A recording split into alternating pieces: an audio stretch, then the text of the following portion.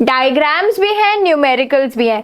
ठीक है, copies complete करनी है, सब ये एनसीईआरटी सॉल्यूशंस ही हैं, कॉपीज भी कंप्लीट करनी है तो उसमें भी ये चीज तुम्हारी हेल्प। प्लेन मिरर में तो चीज सेम दिखती है, कॉन्वेक्स में छोटी दिखती है। जो हमारे गाड़ियों के साइड में मिरर होता है, पढ़ा हो तो उस पर लिखा भी होगा कि images appearing in this mirror are smaller than the actually. अगर बड़ा बड़ा मैग्नीफाई करके देखा तो एक ही कार जूम होके दिखेगी ना। हमें कार नहीं देखनी कौन सी है, हमें देखना है कार कौन सी पोजिशनिंग पर है।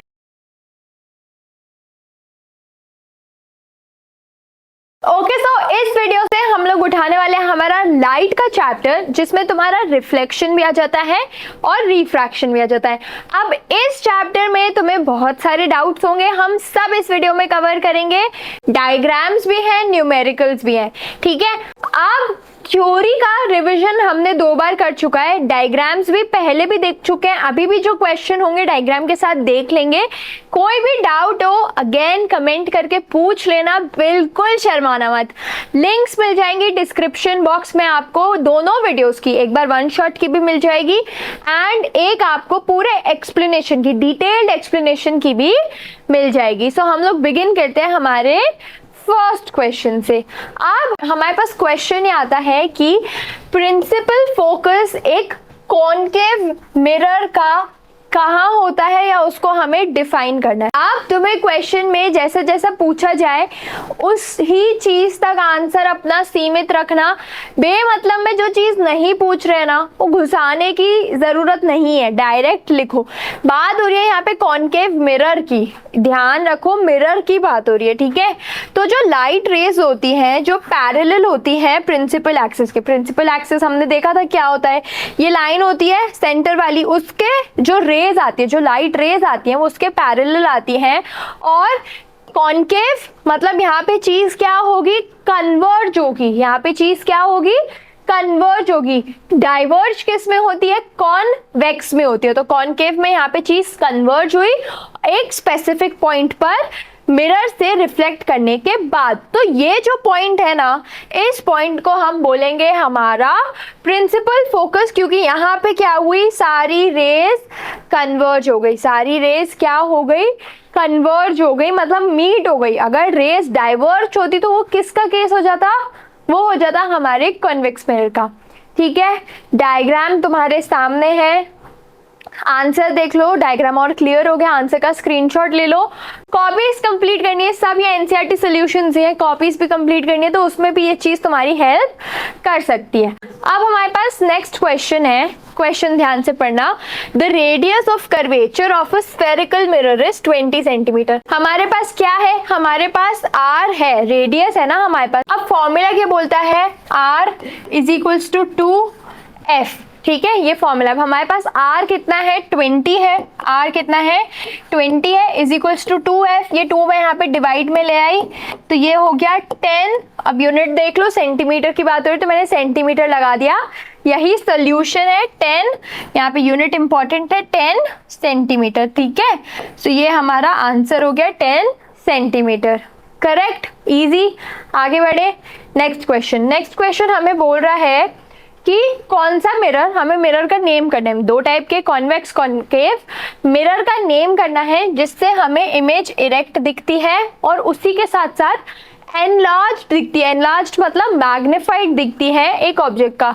तो ये कौन सा मिरर इस टाइप का होता है, यहाँ पे इसका आंसर होगा कॉनकेव मिरर। प्लेन मिरर में तो चीज सेम दिखती है, कॉन्वेक्स में छोटी दिखती है, डिमिनिश और छोटी वही हो गया, और इन्वर्टेड। यहाँ पे किसकी बात हो रही है, कॉनकेव मिरर की, जिसमें आता है हमारा इरेक्ट और एनलार्ज। यहाँ पे तो इसका आंसर हो गया कॉनकेव मिरर। ठीक है, अब नेक्स्ट क्वेश्चन है कि why do we prefer a convex mirror as a rear view mirror in vehicles. Rear view mirror in vehicles मतलब जो हमारे गाड़ियों के साइड में मिरर होता है, पढ़ा हो तो उस पर लिखा भी होगा कि images appearing in this mirror are smaller than they actually are, मतलब हमें वो छोटा करके दिखाते हैं, है ना। इसका आंसर क्या है कि कॉन्वेक्स मिरर प्रेफर किया जाता है एक रेयर व्यू मिरर जैसे, क्योंकि ये पूरे रोड का एक वाइडर व्यू, एक वाइडर फील्ड व्यू हमें पूरे रोड की दे देता है, जिसकी वजह से क्या होता है, ड्राइवर को सारा ट्रैफिक एक बार में देखने को मिल जाता है। कॉन्वेक्स मिरर क्या करता है, ये चीजों को इरेक्ट कर देता है, वर्चुअल रखता है, रियल नहीं वर्चुअल रखता है। और यहाँ पे किसकी बात हो रही है, ये डिमिनिश्ड कर देता है चीजों को, मतलब उनको छोटा कर देता है, ताकि ज्यादा से ज्यादा जो रोड होती है वो कवर हो पाए। अगर बड़ा बड़ा मैग्नीफाई करके देखा तो एक ही कार जूम होके दिखेगी ना, हमें कार नहीं देखनी कौन सी है, हमें देखना है कार कौन सी पोजिशनिंग पर है, तो उस हिसाब से हम सही से ड्राइव कर पाते हैं। ठीक है, अब हमारे पास नेक्स्ट क्वेश्चन है कि a ray of light travelling in air enters obliquely into water, है ना। अब क्वेश्चन समझने से पहले यहाँ पे जो चीज हमें बताई जा रही है वो देखो कि वो थी एयर में, रे ऑफ लाइट थी एयर में, एयर से वो गई कहाँ पे, वाटर में, एयर से कहाँ गई, वाटर में गई। कौन से मीडियम से कौन से मीडियम में गई, रेयरर मीडियम से डेंसर मीडियम में गई, है ना, रेयरर मीडियम से डेंसर मीडियम में गई। आ जाओ क्वेश्चन पर। अब डज द लाइट रे बेंड टूवर्ड्स द नॉर्मल और away from the normal.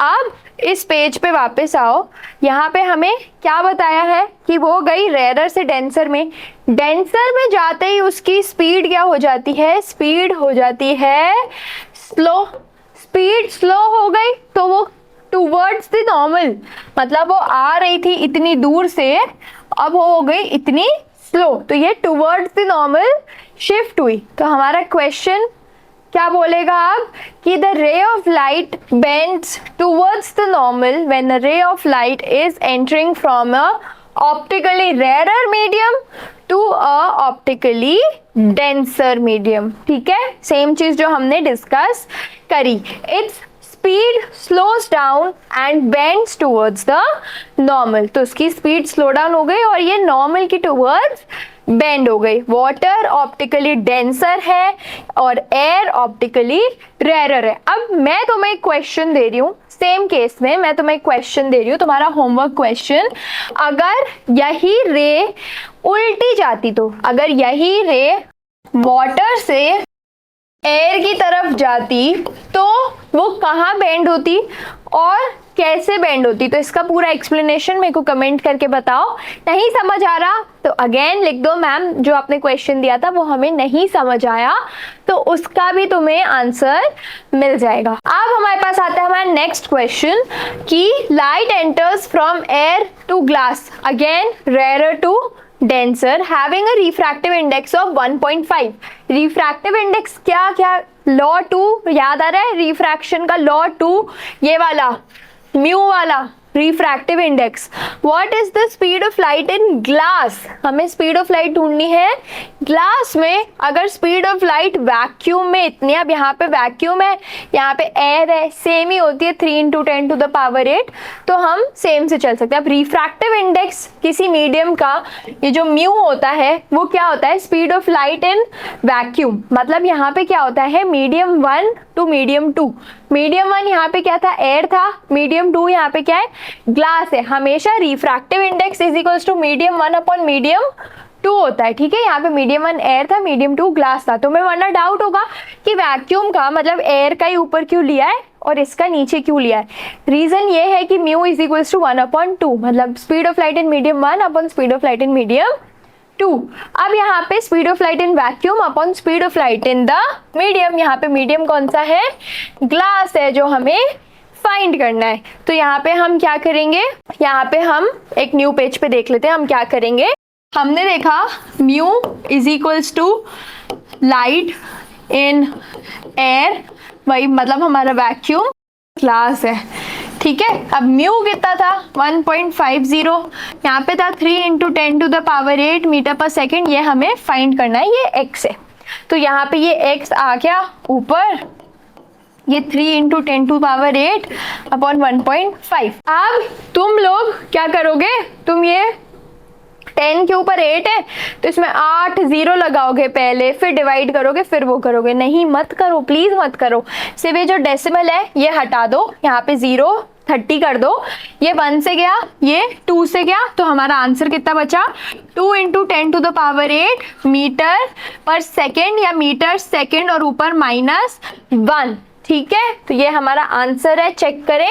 Yes आता है, हम लोगों को सब आता है, करेक्ट आंसर आया इसका। अब नेक्स्ट क्वेश्चन क्या है कि the refractive index of diamond is 2.42। What is the meaning of this statement? Important question है अब, है ना। अब क्वेश्चन ये है कि the diamond has a refractive index of 2.42 which means that the speed of light in diamond will be reduced by 2.42 times या factor of 2.42 as compare to the speed of diamond in air. हमेशा mu में usually, क्योंकि air हमारे सामने abundant है, तो बात air की करी जाती है। किसी भी चीज़ का जो रिफ्रैक्टिव इंडेक्स होता है ना, वो यही बताता है कि कितने टाइम्स या कितने फैक्टर से उसकी स्पीड डिक्रीज होगी उस मीडियम में, अगर हम एयर से कंपेयर करें। जैसे यहाँ पे इस क्वेश्चन में क्या था कि लाइट एयर में इतनी होती है, 3 होती है, और ग्लास में रिफ्रैक्टिव इंडेक्स क्या आ जाता है 1.5। 1.5 का जो फैक्टर है वही उतने ही रेट से उसकी लाइट की जो स्पीड है वो ग्लास में जाके डिक्रीज हो जाएगी। सेम चीज यहाँ पे डायमंड में होगी। एंड यहाँ पे हमारा ये वीडियो खत्म हुआ। डिफिकल्ट चैप्टर तो है, तुम्हें कोई भी डाउट है तो कमेंट करके बताओ, डेफिनेटली आंसर मिलेगा। Till then stay tuned and happy learning.